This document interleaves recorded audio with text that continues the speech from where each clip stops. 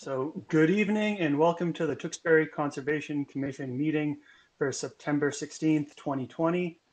Due to the recent open meeting law policy set forth by the governor and the current state of emergency, this meeting is being held as a virtual meeting. I'll repeat this number numerous times throughout the meeting so viewers can call in with questions and comments.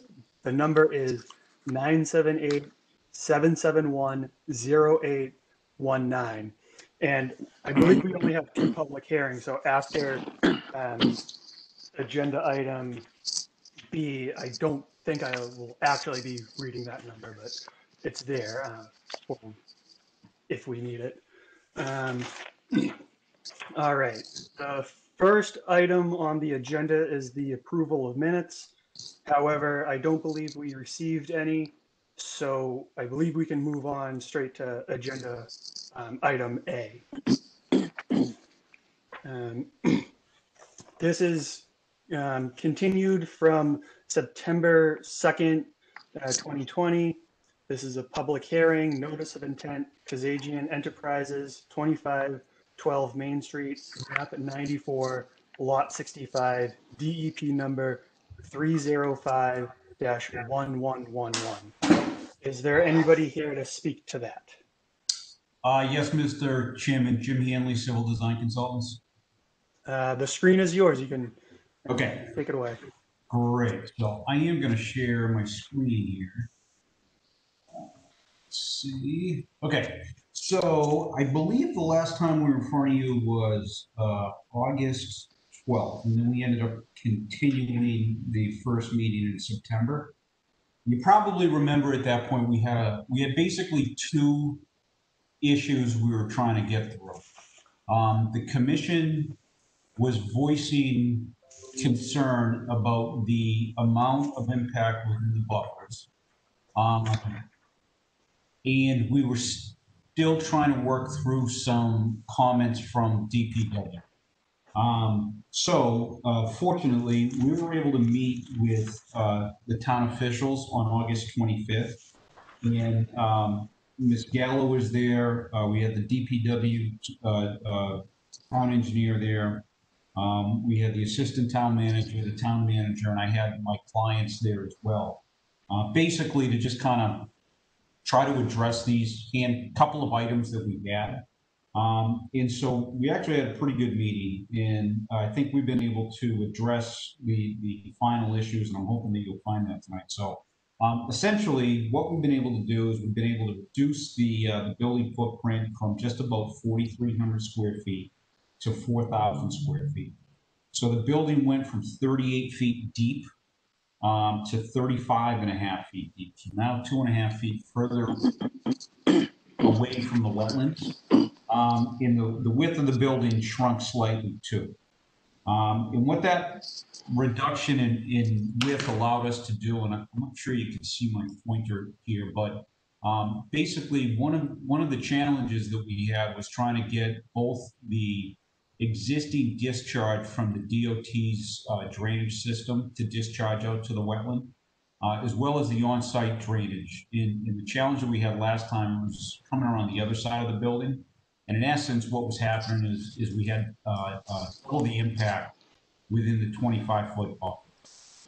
So the reduction in the building size did two things for us. It allowed us to put both sets of pipes from the DOT and then our own on-site drainage on the right side of the building, and then essentially share a swale that will discharge out to the wetland. And then it also allowed us to pull everything 2.5 feet further away from the wetland. So I think net, it's an improvement that we've been able to provide. We got a letter from the town engineer on September 11th, last Friday, essentially stating that all technical comments from his previous letters have been addressed. So town engineer is now good. We also got a letter from DOT stating that they're okay with it. And then we received Ms. Gallo's letter on Monday, where she outlines essentially the improvements, hopefully, that we've been able to make, and does a compare and contrast as to our impacts within those buffers. and then provides a draft conditions. We've gone through this, all of which I think are standard. We don't have any issue with any of the draft conditions. That's kind of the big picture. I think this is our third time meeting and discussing this, and if you have any specific comments, I can try to address those too.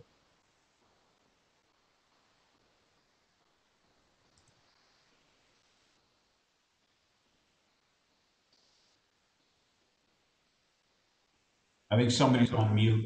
Sorry, I'm on mute. Okay. Does any of the commission members have any comments? No, I'm happy. Shrunk the building down. I'm good with it. Good. Yeah, I'm happy with the new design. Stefania, do you have any comments? So I will leave it up to the commission to decide if they are okay with the reductions that have been made. And I can read the conditions that I had recommended in my review letter, just so that they're on the record. So there's just the standard order of conditions that the commission has, and that's numbers 1 through 19. And then the second condition is permanent and visible demarcation of the no disturb zone shall be established and maintained in perpetuity. And then the third one, the no disturb zone shall be restored within 1 year of the date of issuance of this order of conditions. All unpermitted activities and structures within the no disturb zone shall be discontinued or removed. If the no disturb zone is not restored within the first year, the Conservation Commission will issue an enforcement order for the unpermitted activities within the no disturb zone. So those are my recommended conditions if the Conservation Commission is okay with this project. And that's all I have. I am also, I don't have any real comments. I appreciate you redesigning the building and, what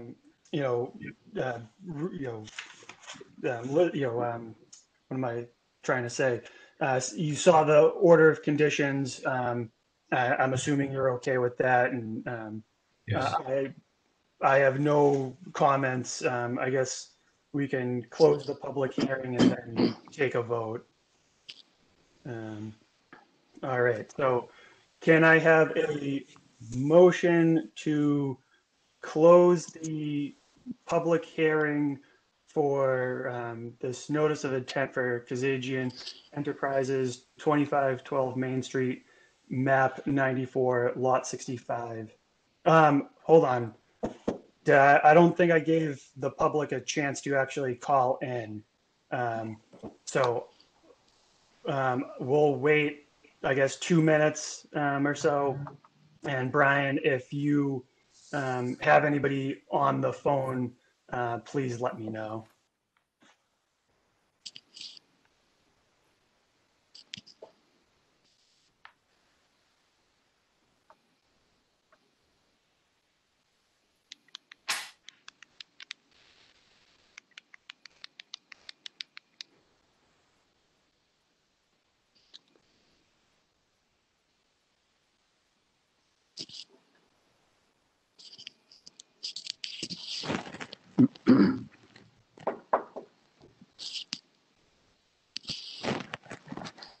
Mr. Chairman, we have no callers, and the stream is about 10 to 15 seconds behind tonight. All right. In that case, not seeing any callers, I will entertain the motion to close the public hearing for this notice of intent for Kazajian Enterprises, 2512 Main Street, map 94, lot 65, DEP number 305-1111. So moved. All right. Mr. McMullen, how do you vote? Aye. And Mr. Sheehan, how do you vote? Aye.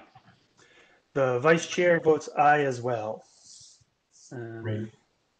All right. And now this is, I will entertain a motion for approval of this notice of intent for Kazajian Enterprises 2512 Main Street, map 94, lot 65, DP number 3051111, with the standard order of conditions and the other two order of conditions that Ms. Gallo read earlier. Can I have a motion to that effect? So moved. Second. All right. Mr. McMullen, how do you vote? Aye. Mr. Sheehan, how do you vote? Aye. The vice chair votes aye as well. Thank you very much, Mr. Hanley. Yeah, you bet. Thank you very much. All right, so next item on the agenda is also continued from September 2nd. It's the public hearing, request for determination of applicability, Ginsberg Realty Group, LLC, 180 Pond Street, map 30, lot 64. Is there anybody here to speak on that? Yes, Mr. Vice Chairman, Jim Hanley, Civil Design Consultants, and I'm here with Matt Ginsberg, who is the applicant as well. All right, you may go ahead. Okay, great. So I am going to share my screen again. I am filling in tonight for Maureen Harold from North Environmental, who actually prepared and filed the request for determination of applicability. I think this is fairly straightforward. No, I don't have them on the right set of plans. Let's see. Just need 1 second here. I grab them all. Wrong thing. 5. No.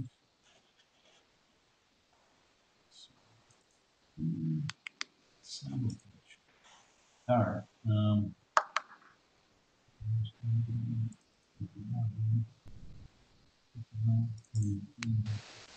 Thank you. I'm sorry about that. I got it.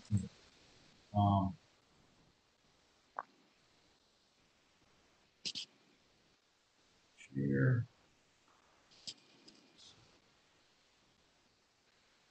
Okay. Request for determination of applicability, 180 Pond Street. I'll just kind of walk through, I'll give you the general overview here, but the resource area is the wetland associated with Long Pond, and the buffer essentially runs basically parallel and into our site, maybe somewhere between 25 and 50 feet off of Pond Street, give or take. So the site's located at the intersection of Pine and Pond Street. It's currently the Disabled American Veterans Private Club.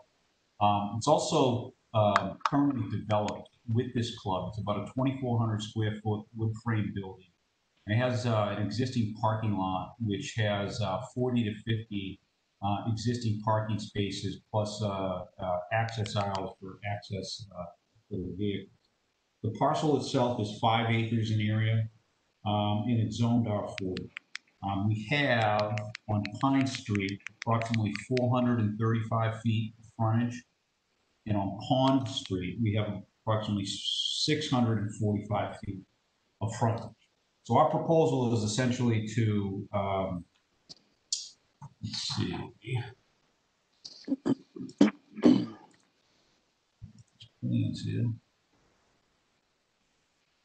So our proposal is simply to break off frontage lots.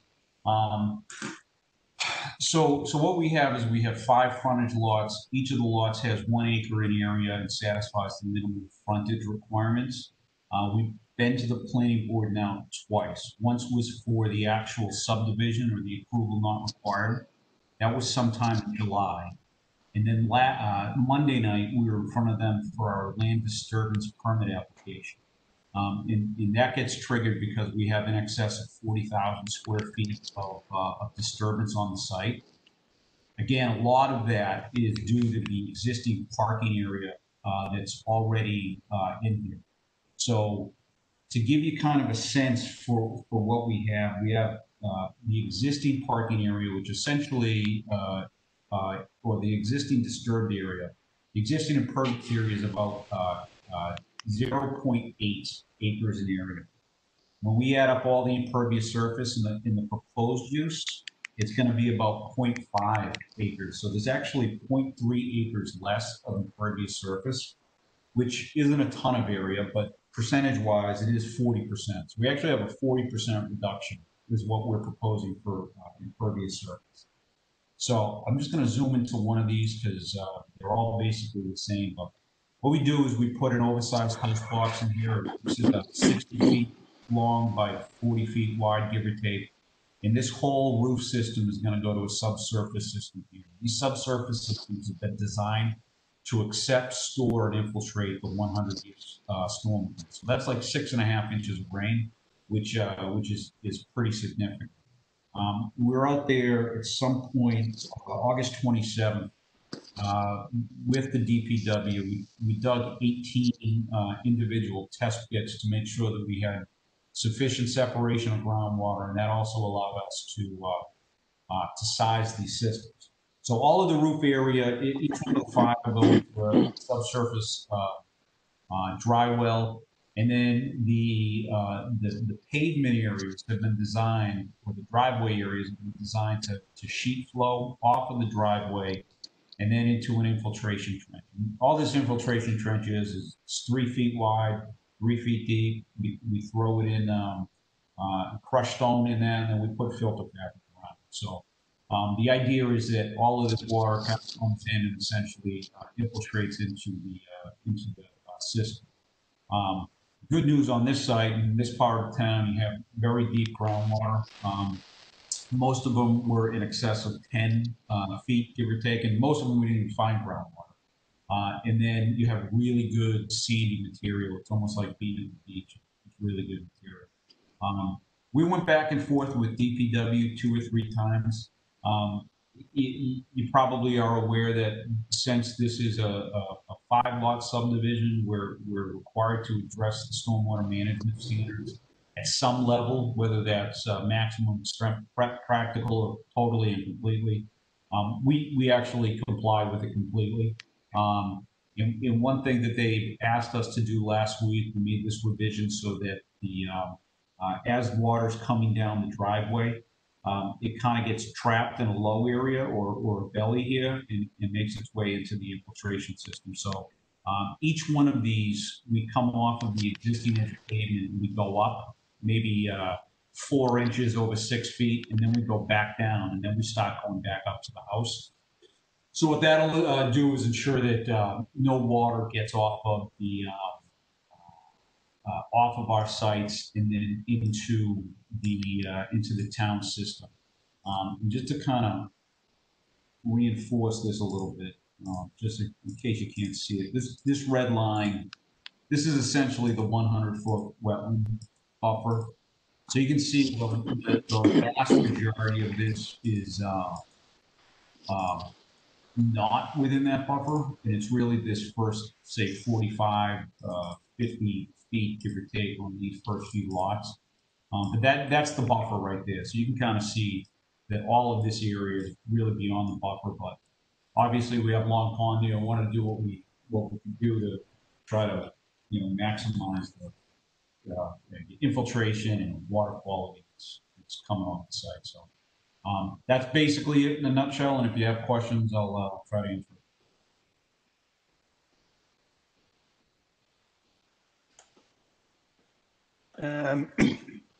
All right, so I'm wondering about the filtration system on the side of the driveways. What type of maintenance do those require from the homeowners and stuff? Is any real maintenance needed for those? Yeah, so these will be something that will most likely be in the deed, that there'll be some maintenance obligation required. You only have 12 feet of pavement that's going in here, so we don't have like roadway level traffic. We're gonna have very limited traffic on here. Usually, the sand and salt that you get in a road is the result of sanding and salting operations from a municipal perspective, as well as the fact that you have tons of cars kind of bringing a lot of that material in. that stuff tends to clog it up. You just don't have that level of intensity. You're going to have a couple of cars every day come in and come out kind of thing. Realistically, I don't think there's any real maintenance kind of thing. You know, maybe every 10 or 15 years they might get clogged up, tightened up. And you'll know that because all of a sudden you're going to have now at each one of these driveways, you're going to have a puddle. And if that puddle appears, then this thing needs to just be cleaned out. I think based on the, you know, you only have even if it's 4 trips a day, you just don't really have the intensity that you would to really worry about maintenance. That leads me to my question. Can you hear me? Yep. You say the driveway is going to go into a like a big puddle, a belly, right? What type of material is that on the site? So it would all be it's all pavement, right? So just I'm just going to take this off here so I can talk about this. This area here with the crosshatch, that's pavement. And down at this belly, that's still pavement. So we're just going to kind of, I don't know if you can see me too, but we're just going to kind of warp the pavement down at the property line just to make sure that the water doesn't get off site. And the material that's there, is it clay? Oh, no, it's sand. I mean, literally like beach sand that we have. That answered my question. That's all I wanted to know. Yeah. Okay, I'm good.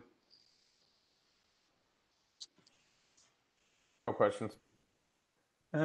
Stefania, for along Pond Street, is there any need for like the erosion control barriers?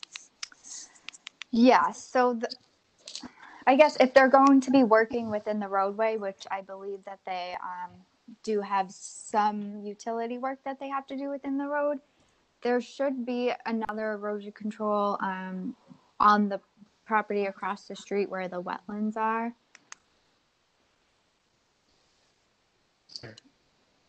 Yeah, so you can see, hopefully, that this line here is our erosion control. All right. Okay. Yeah, so it kind of comes down and actually goes all the way down. I think essentially what we'll end up doing is basically just offsetting the edge of pavement a couple of feet. And obviously we're going to have to break into that at some point to put the driveways in, but that's the idea. Because we're going to get all of our utilities from this corner here, which is actually outside of 50 feet. It is within the 100, outside of the 50. And Stefania, if you're out there, you know, we're going to do a pre-construction kind of thing, and Matt will be there. And you have, you know, when you have eyes on it and you see what we're doing, if you want additional barriers over there, that's something. Okay. All right. I guess this isn't really conservation related, but when I first saw these plans, my initial concern was that intersection and where the driveways would be. But then I, immediately saw that you place the driveways as far away from that intersection as possible. So I think that's a really good idea. Point. Yeah. All right. So I don't have any further questions. This is a public hearing. So if there are any members of the public who want to call in for questions or comments, the number is 978-771-0819. We will give you about a minute or so to call and we will, I guess, wait for that.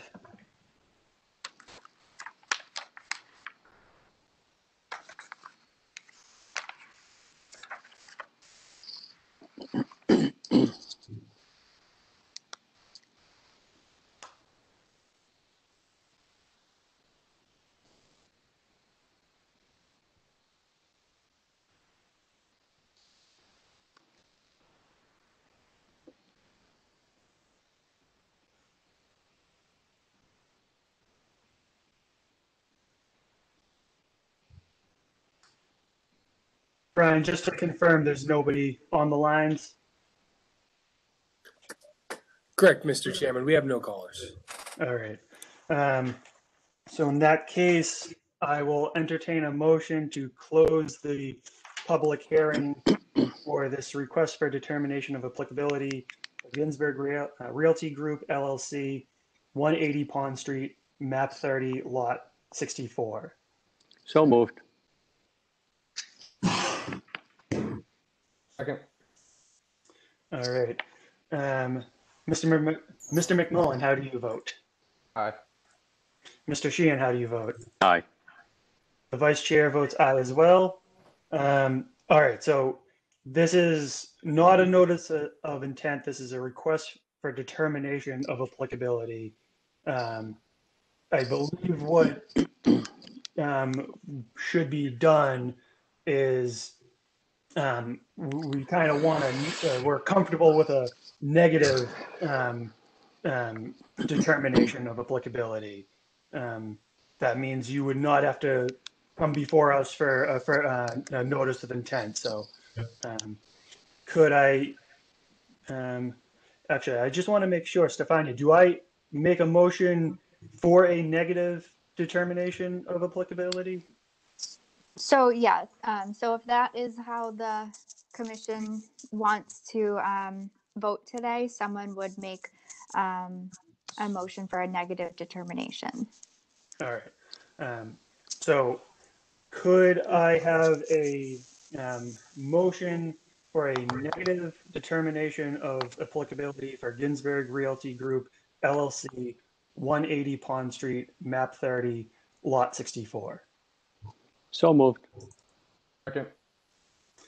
All right. Mr. McMullen, how do you vote? Aye. Mr. Sheehan, how do you vote? Aye. The vice chair votes aye as well. Great. All right. Thank you. Thank you. Thank you. All right. So moving on, the next two items on the agenda, we don't have anybody here for that because it's just a request for an extension for all of them, right? Yeah, I don't see any of them here, so I think it's just going to be the commission. Mr. Chairman, Carl Krupe, the applicant, asked just that I stick around in case you have any questions. My office did the filing, so Yeah. I think the letter's pretty clear though. All right, so this is a request for extension permit for order of conditions, Carl Krupe, Border Road, Lot 1, map 105, lot 70, DEP number 305-1032. So I believe for this, the item D is almost the exact same thing, and we're gonna take those as separate votes, but they're essentially the same thing. So if there is anything, Mr. Hanley, that you want to say on this, I guess now's the time, but it seems like it's a pretty straightforward, just 1 year extension. Yeah, it's a 1 year extension. Lot 2 is essentially done. Lot 1, we're in the process of putting a foundation in the ground and pulling the building permit. We'd like to do both of the order of condition releases, I guess, at the same time, so that we're not, doubling on the effort. So, and I think we could probably do that. All right. All right. So could I have a motion for the request for extension permit for order of conditions, Carl Krupe, Border Road, Lot 1, map 105, lot 70, DEP number 305-1032? So moved. Second. All right. Mr. McMullen, how do you vote? Aye. Mr. Sheehan, how do you vote? Aye. The vice chair votes aye as well. That's been approved. All right. And now item D, request for, can I have a motion for the request for extension permit for order of conditions, Carl Krupe, Border Road, Lot 2, map 105, lot 72, DEP number 305-1033? So moved. Second. Mr. McMullen, how do you vote? Aye. Mr. Sheehan, how do you vote? Aye. The vice chair votes aye as well. All right. So those have been approved. 1-year extensions for both of those. And now agenda item E is request for extension permit for order of conditions Bernard and Susan Mertricani, Bernard's Jeweler, 1099 Main Street, map 61, lot 12, DP number 305-1041. That's just a request, a 3-year extension to the order of conditions that is set to expire 11/28/2020. The order was issued to cut back invasive vegetation along the right of way for motor vehicle safety. I don't think we really, there's not, like the other 2 agenda items, there's not really much to discuss. It's just a request for an extension. So I will entertain a motion for the request for extension permit for order of conditions Bernard and Susan Mercacani, Bernard Jewelers, 1099 Main Street, map 61, lot 12, DP number 305-1041. Can I get a motion to that effect? So moved. Second. Mr. McMullen, how do you vote? Aye. Mr. Sheehan, how do you vote? Aye. The vice chair votes aye as well. That's been extended.